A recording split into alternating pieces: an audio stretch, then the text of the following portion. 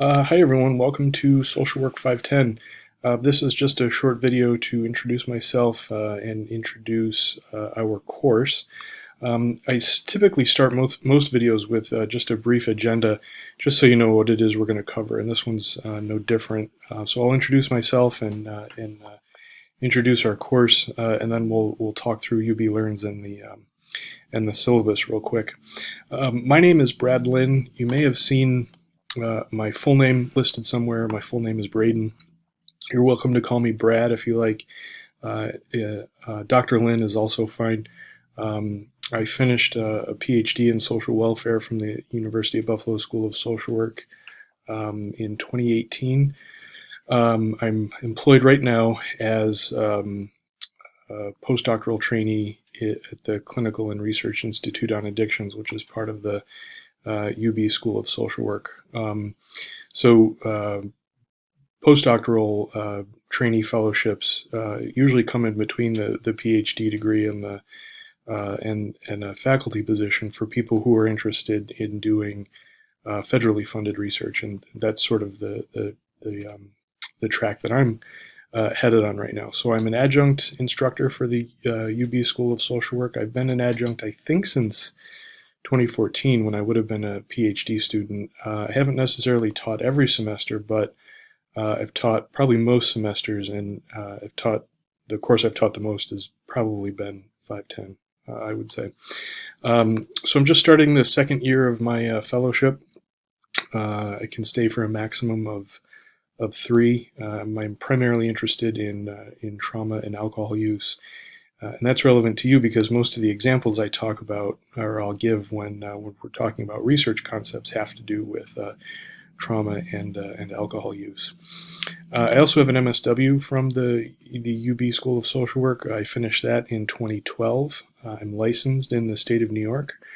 I have another master's degree in urban planning from the University of Utah in Salt Lake City.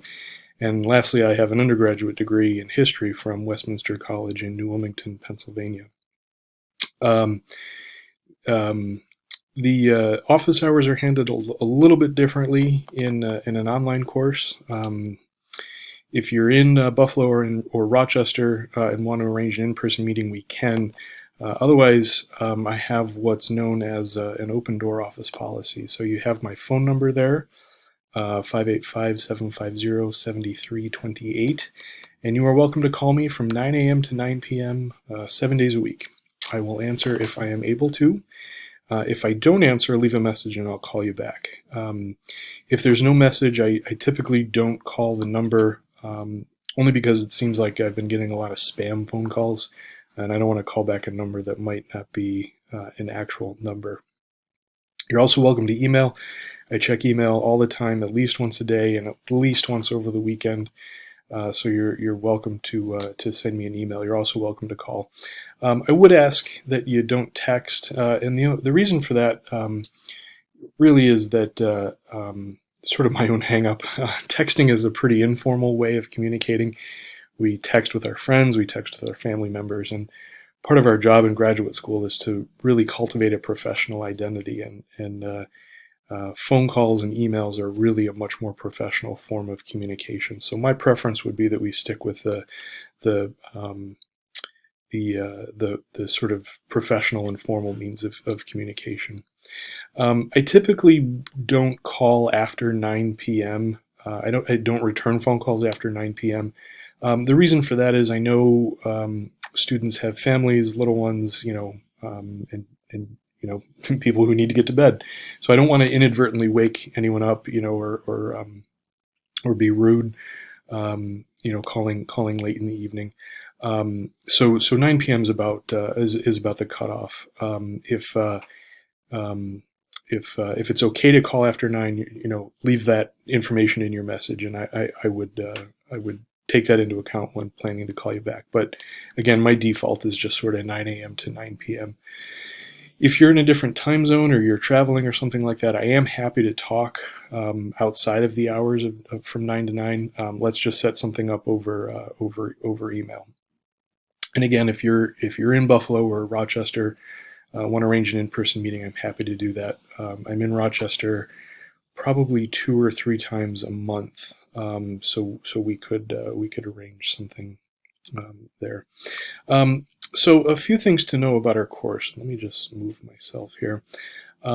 So I'll show you, like I said, I'll show you Blackboard here in a second, but a week, that should say a week in our course, a week runs from Monday to Sunday. So new content will always open up Monday at midnight, basically. And then it'll stay open. Actually, it stays open for the rest of the semester, but assignments are always due the following Sunday at 11:59 p.m. Like I said, content will stay open, but if it's not open yet, you won't be able to see it. Like I said, it becomes available every Monday at 12 a.m. So everything you need, again, I'll show you this in a second, everything you need each week is in the weekly module on UB Learns. So when we read articles and things like that, they are posted in the module on UB Learns. Obviously, your textbook is you have a physical copy of that, so that's not posted on UB Learns, but everything else you need is there. Links to discussion forums are there, drop boxes for submitting assignments, and then all the links to video lectures, PowerPoint slides, so on and so forth are all contained in that weekly module. And again, I'll show you that here in just a couple of minutes. The textbooks, I just took screenshots of them here. This is the 3rd edition. This is the most recent edition. The book is Research Methods for Social Workers, a Practice-Based Approach by Samuel Faulkner and Cynthia Faulkner. They just came out with this 3rd edition, and the 2nd edition is still pretty widely available. You could get the 2nd edition if you wanted to. I suspect it's cheaper. Just bear in mind the information that I've put up here. They did renumber the chapters, so they won't line up. So if you get the 2nd edition, again, that's fine. Just be aware that you need to figure out which chapter it is you're supposed to read. The chapter numbers are different. The titles are pretty similar. So, for example, if we're reading about ethics, you want to make sure you read the chapter about ethics and not, whatever the chapter number is. Keep the books. We use them again in the spring semester. And then the other sort of assigned textbook is the APA manual. We're going to read some stuff out of that. You're going to reference it in our course, and you'll of course reference it in other courses as well. So keep that one. One more thing about textbooks. There's no reading for the first week, so if you haven't ordered it yet, it's not a big deal. You can order it here in week 1 and have it in time for week 2. Let's see. Okay, technical problems. So this is an online course. We obviously rely very much on UB Learns and on an internet connection to be able to do our work. So a couple of things real quick. Obviously, we can't predict technical problems. There's always a couple things we can try. First off, if you want to email me an assignment, you're always welcome to. That's fine. You've got my email address. You're welcome to send it to me in an email. If UB Learns seems to be giving you problems, here's what I'd recommend. Use a different browser and or try resetting the browser or clearing the cache. That seems to take care of probably 90% of the problems that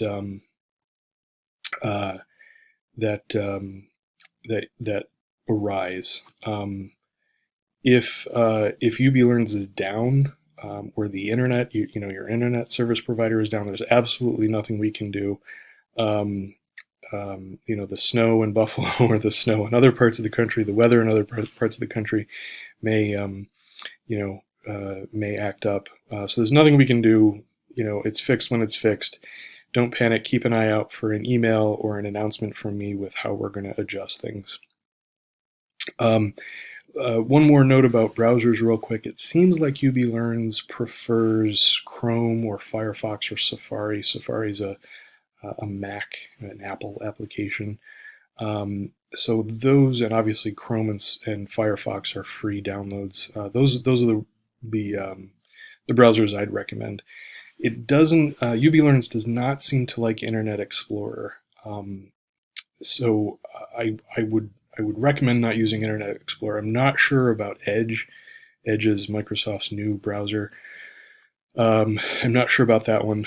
Um, but yeah, like I said, Chrome and Firefox seem to be the sort of most compatible. So if we have problems, use a different browser, clear the cache, or just reset the browser. Worst case scenario, email me the assignment. And if it's a problem, unrelated to the browser, don't sweat it. We'll sort things out when services are restored.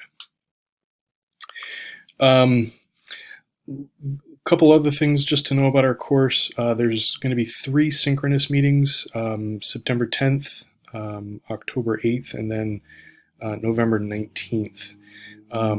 We'll do that from 7 to 8 p.m. Eastern Standard Time. Note that I originally had the November meeting scheduled for the 20th, so we'll back that up a day to the 19th. Looks like there was another synchronous meeting scheduled for a different course scheduled for the 20th, so we'll change that one to the 19th.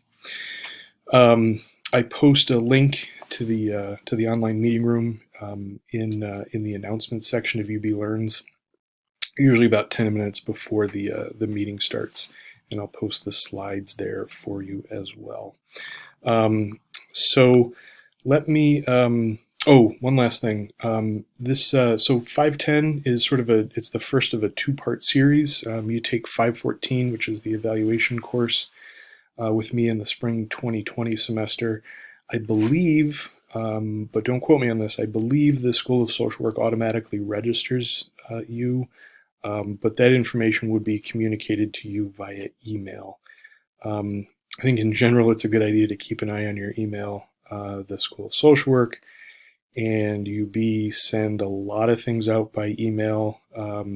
That's especially true for things related to field and internship experiences, but information about scholarships and interesting events is also communicated through email. So I'd recommend keeping an eye on your email. All right, so I'm going to pause the video real quick, and I'm going to switch over to UB Learns, and we'll just talk through what UB Learns looks like real quick. Okay, so I'm inside UB Learns now, and I'm inside I'm inside our course pages. Our views might look slightly different, only because mine is the instructor view, but they should be the same for the most part. The landing page in our course is set for announcements. Now, there are no announcements yet. Obviously, I haven't posted any. But the reason the landing page is set to announcements is that if I ever need to communicate something to you, this is where it would be. So this is where links to online, the online synchronous meeting will be, general updates, that kind of thing. And then over here on the left-hand side, you see just the sort of general navigation links. So the syllabus is available here under the syllabus thing, or the syllabus link. This is where the syllabus the syllabus would be this, some information about campus policies and things like that.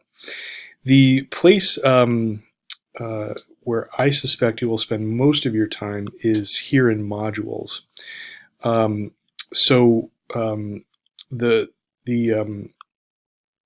The modules look something like this, and this is a slightly different view only because this is the instructor view.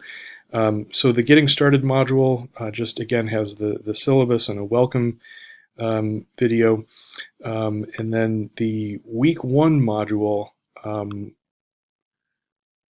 looks something like this. So I post the dates. So this is the date that it'll open, and then this is the date when things are due, September 1st.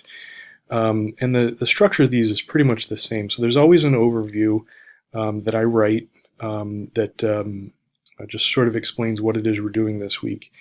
And then every week I provide 2 videos. The first video is here in the module introduction. This one's usually pretty short, couple of minutes, where we just talk about the content. I'll also give you any updates that I need to give you.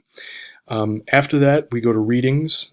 So I will list the chapters out of the text here.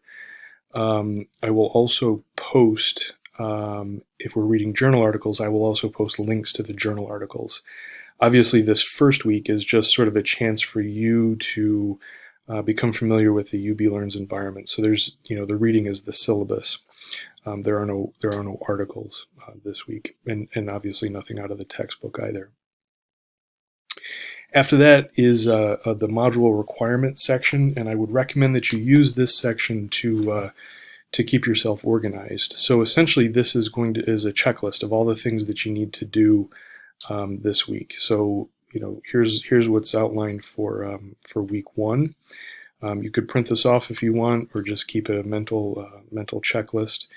PowerPoint handouts is next. So there's no handout obviously for week 1, but this is where it would be if you're interested in downloading and printing it to take notes on.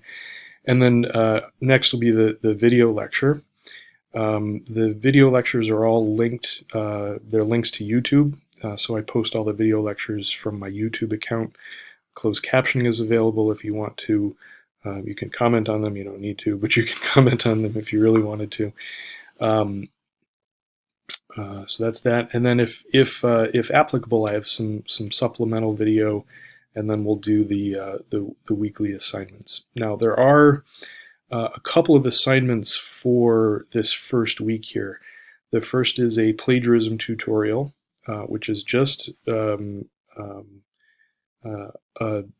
tool to get you familiar with what it is that plagiarism looks like. This is just, your grade on this thing, on this does not impact your performance in the course. This is simply to apprise you of all the things, all the plagiarism things related to graduate work that you need to know. Here's the link to the discussion board for this week. It's an introduction, and then here's the UB Learns profile. Every that you can create as well. Every week there's also a module quiz. The quizzes you will get a grade on them, but they don't count towards your overall performance in the class. This is merely a tool for you to test your learning and test your knowledge. So again, don't be alarmed if you get a bad grade on the quiz. That doesn't contribute to your overall performance in the course. We're going to talk about assignments here next. Like I said, the quizzes really just are for you to assess your mastery of the concepts each week. So obviously I don't have one in this week because there isn't anything due, but if there was a paper due in a given week, one of these little segments would be an assignment drop box for you to upload your paper. So like I said, everything is available. Everything that you need is available in the week's module. And I stick with this format, so it'll look familiar as you progress from week to week. So okay, I'm going to pause the video again and just change over to the syllabus. Okay, so here's our syllabus again. My contact information, email and phone number, and again a note about the 9 a.m. to 9 p.m. Office hour thing. Course description, course objectives. I'll let you read those. And then this is a competency and assessment matrix. I'll let you review that. Information about textbooks, and then method of instruction. This again, I spend a couple minutes reading this. Make sure all the course technology stuff makes sense for you. There's some information about who to contact if you have questions or problems with technology based or technology components of UB Learns. The web-based video conferencing, we may end up using a different product for the synchronous sessions, so this may not be accurate. I'm not quite sure which service we're going to end up using, but again, the link for that will be on UB Learn, so you don't really need to worry about that. Email, again, you're always welcome to email or call.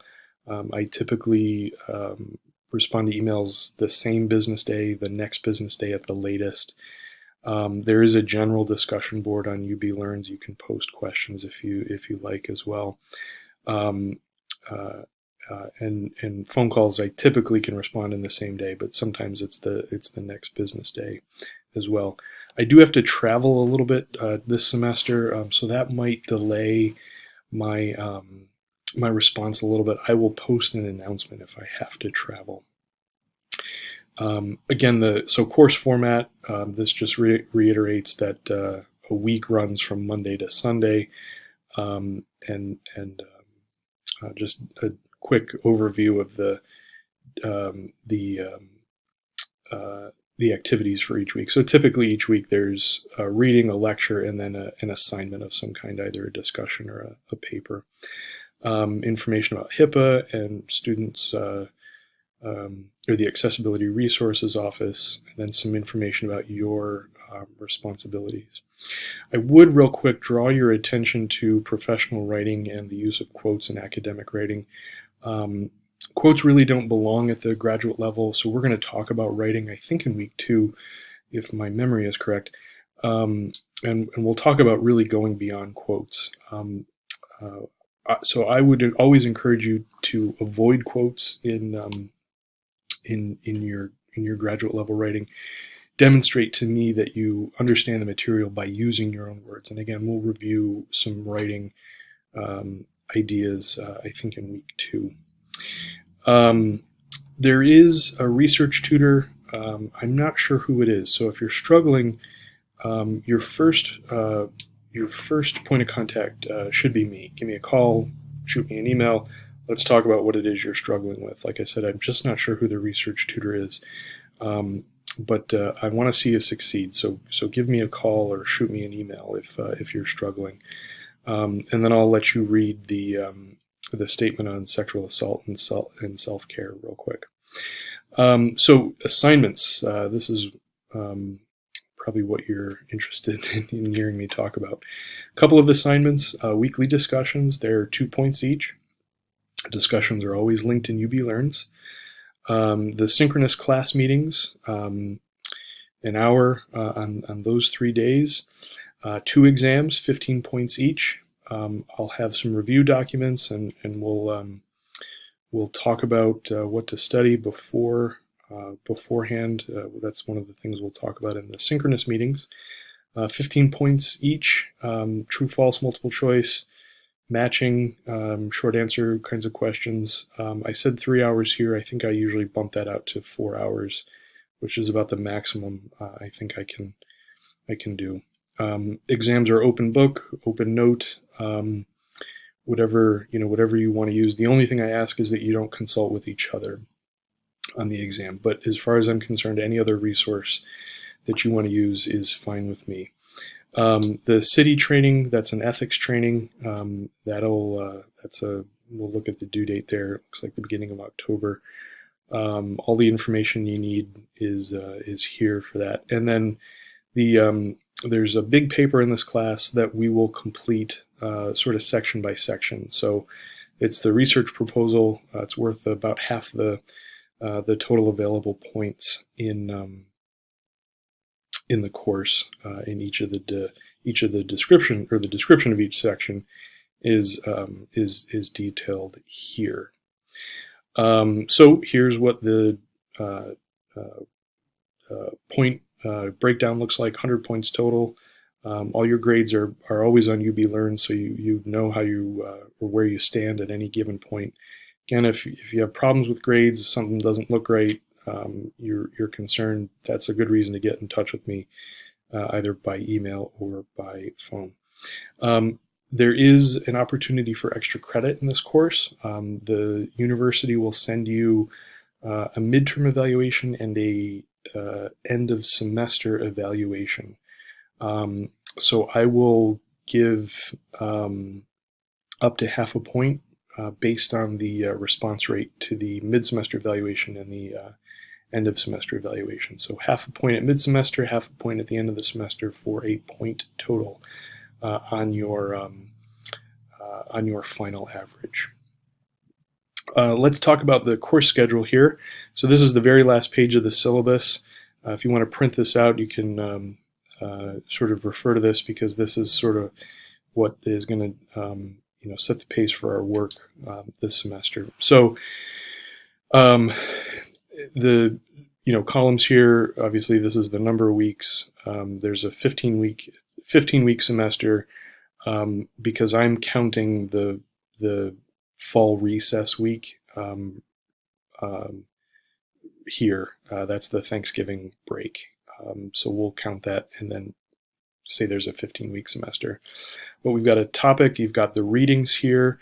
F&F is Faulkner and Faulkner, and then APA is the APA manual, obviously the 6th edition. And then what I've listed here in the right-handmost column is the assignment due for each week. Now remember, the assignments are always due on a Sunday. So the start date is a Monday. The Sunday would be the day before this day. So Sunday would be the 1st of September, because the 2nd is Labor Day. So you can take Labor Day off. But the rest of these are Mondays. This one's a Tuesday. So everything's always due on a Sunday. New content always opens on a Monday, with the exception of week 2. That stuff will open on Tuesday. Actually, it'll be available Monday if you want to work on it, but I don't expect you to do anything on the Labor Day holiday. So exam 1, just over halfway in the semester, week 8. And then exam 2 is the very last week of classes, which is actually that first week of December. So believe it or not, the way the semester falls, the way the calendar falls this semester, we actually finished the new material about halfway through November. So we're actually done learning things by the 17th of November. That week before Thanksgiving is then a chance for you to consult with me about your papers and exam number 2. We then get the week of Thanksgiving off, and then we come back for that last week, and your tasks in that last week will be to complete exam number 2 and submit the research proposal. So it's a little funny this week. Usually there's an extra week after Thanksgiving for those instructor consultations, but that actually is going to come before Thanksgiving this week. The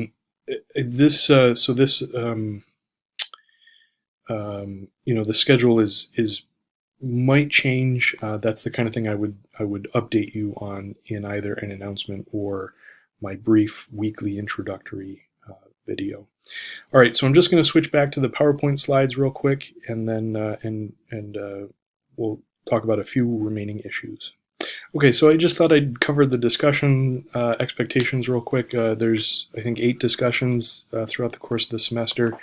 If you can, make your initial post by Thursday at the end of the day. Respond to at least 2 of your colleagues on Friday, Saturday, and Sunday. Remember, all the posts are always due Sunday at the end of the day. That's when the week ends. And make sure you're responding to people who respond to your initial post. I do not think that you need to include citations or references in your discussion posts. I'm not sure if that's the case for other instructors, so this information is only relevant for Social Work 510, not for any others. I wouldn't penalize you if you wanted to include references, but I don't think that you need to. I would strongly discourage you from using quotes. Again, we mentioned that part of the syllabus and in the syllabus, and what you really want to do is show me that you've mastered the material by using your own words. I do take into account grammar, clarity, punctuation, spelling, and so on and so forth. So it is important to make sure you proofread your discussion posts. If you want, you can write them in a Word document and then copy and paste them into UB Learns. In terms of a length of discussion posts, I think probably 3 to 8 or 10 sentences is probably appropriate. They were really, our discussions require thought and explanation. I'm really not concerned about a right answer. I'm more concerned with seeing a thought process. So explain yourself, justify your conclusions. There's very rarely a single right answer in social work. There's oftentimes multiple right answers. So this is really about engaging with the material and demonstrating your thought process. Let me just move myself real quick. So in terms of responses to others, I'm interested in really substantive responses. I'm interested in seeing you make substantive responses. And that's sort of going beyond saying things like nice job or great post or I agree with you. What I've given you here is 4 sort of templates that you can adapt to start to build your responses. For example, you might say something like, I found your content about blank to be insightful because of reasons X, Y, and Z. Do you think that X, Y, and Z is also important when we're thinking about this thing and this thing? So this will help you to build sort of those substantive responses. And of course, it goes without saying that responses should be respectful and thoughtful and professional as well. That's that netiquette dimension. So let's conclude with just a couple of broad thoughts about the course. This course is really not about becoming a researcher. If you're interested in becoming a researcher, you can pursue a PhD. That's what PhDs do. They do research that advances the field. We don't ask MSWs to do research.